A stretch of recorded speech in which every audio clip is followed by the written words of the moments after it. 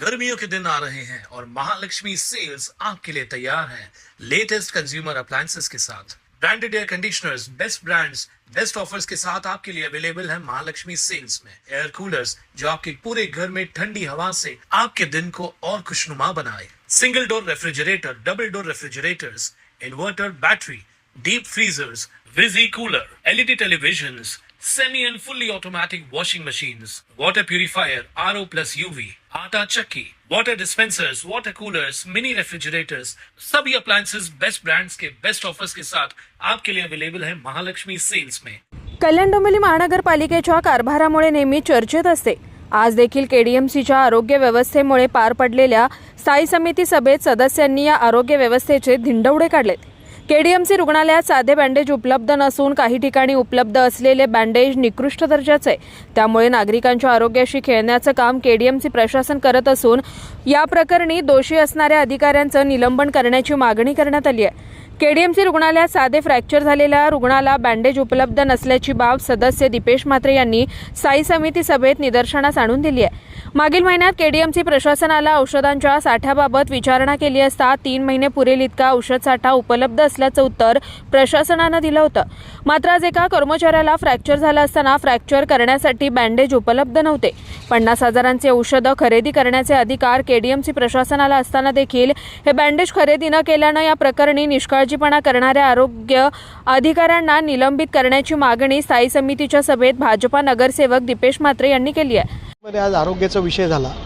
मागच्या महिन्यामध्ये आरोग्याच्या विषयामध्ये औषधांचा पुरेसा साठा कल्याण डोंबिवली महानगरपालिकेकडे आहे की नाही अशी माहिती प्रशासनाला विचारली होती।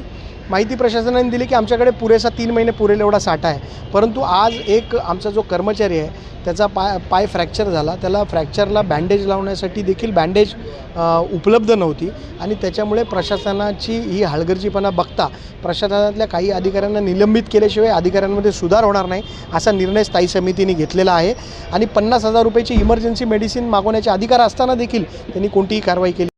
तर मनसे नगरसेवक तथा स्थायी समिती सदस्य गणेश लांडगे यांनी देखील केडीएमसीच्या आरोग्य विभागाच्या गलथान कारभाराची पोलखोल केली आहे।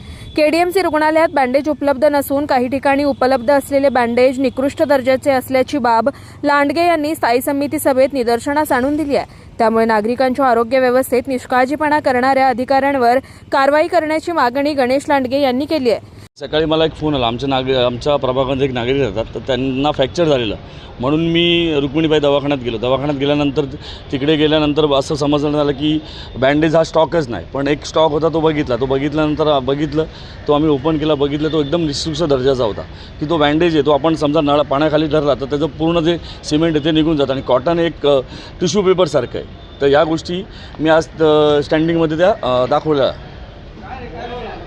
तुमच्या या मुद्द्यावर शिवसेना कुठेतरी आरोग्य अधिकाऱ्यांना पाठीशी घालत आहे, भाजप आक्रमक आहे, तर तुमची नाही असं काही नाही। सगळ्यांनी जो विषय घेतला तो सगळ्यांनी सेमच घेतलेला आहे। शिवसेना असो या बीजेपी असो सगळ्यांनी आक्रमक भूमिकाच घेतलेली आहे त्यांनी।